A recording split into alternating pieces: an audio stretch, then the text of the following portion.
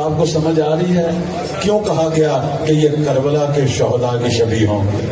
چونکہ ان کے اندر بھی یہی صفات تھی، یہی صفات، ان 72 کہ جن کی عظمت کو یاد کرنے کے لیے، جن کے مصائب کو ہم یہاں یاد کرتے ہیں، ان کی عظمت بھی یہی تھی۔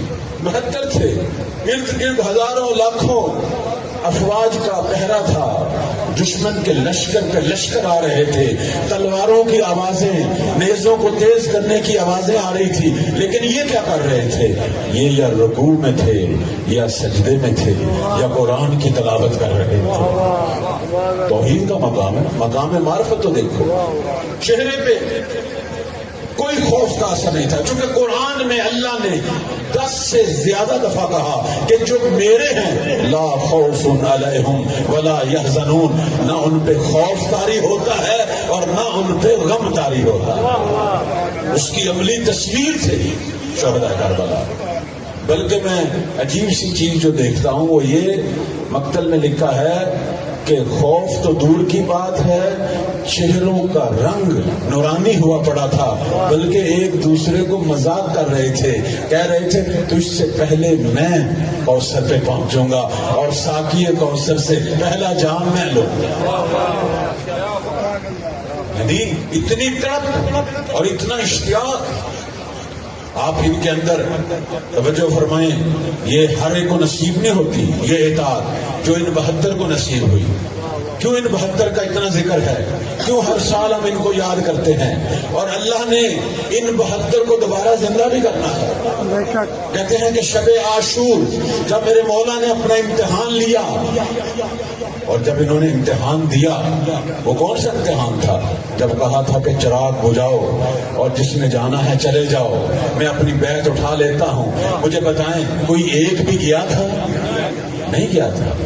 بلکہ ان کے آپ خطبے سنیں، ان کی عاجزانہ درخواستیں سنیں۔ مثلا وہ سعید، میں صرف چونکہ آج میرا ہدف نہیں ہے کہ میں وہ مسائل پڑھوں، صرف اشارہ کروں کہ ان میں سے ایک ہستی کی طرف میں اشارہ کروں گا کہ جناب سعید اٹھ کے کہنے لگے حسین یہ تو ایک زندگی ہے، اگر اللہ ایسی ہزاروں زندگیاں بھی دے وہ بھی تیرے قدموں پہ قربان کرنے کے لیے تیار۔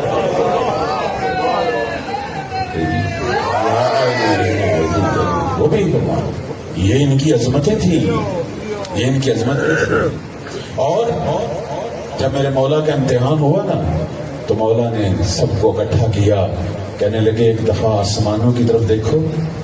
ان 72 کی جب نگاہ آسمان پہ پڑی تو وہاں ینظرون منازلہم، اللہ نے بہشت میں ان کے گھر ان کو دکھلا دی، اور اس کے بعد مولا نے ان کو ایک بشارت دی، اور وہ میں بشارت عرض کر کے آ رہا ہوں چند جملے مسائل۔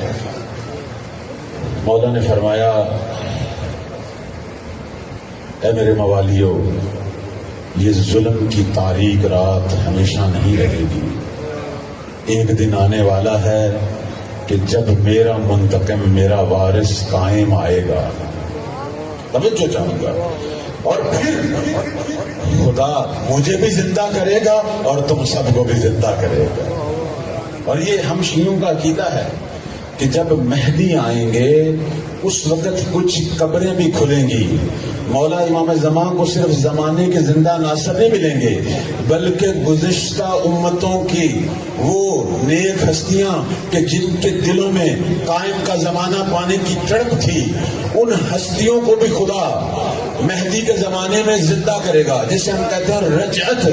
بہت ساری قبریں کھلیں گی، لیکن سب سے پہلی قبر جو قائم کے آنے کی برکت سے قبر کھلے گی اور جو ہستی اپنے قبر سے نکلے گی، ہمارے چھٹے مولا فرماتے ہیں اول من رجع الحسین ابن علی، سب سے پہلے اللہ حسین کو زندہ کر کے مہدی کے سپرد کرے گا، سب سے پہلے۔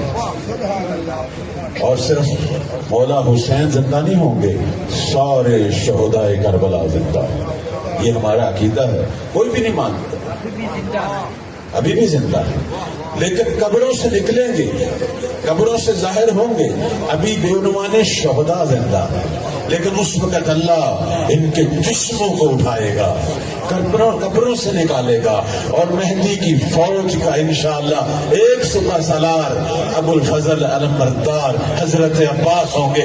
ایسے تو مشرق و مغرب فتح نہیں ہونے، یہ شہداء کربلا بھی آئیں گے، اور پوری دنیا سے یزیدیت مٹے گی، اور اللہ ہم سب کو وہ زمانہ دکھائے انشاءاللہ، اللہ ہم کو بھی دکھائے۔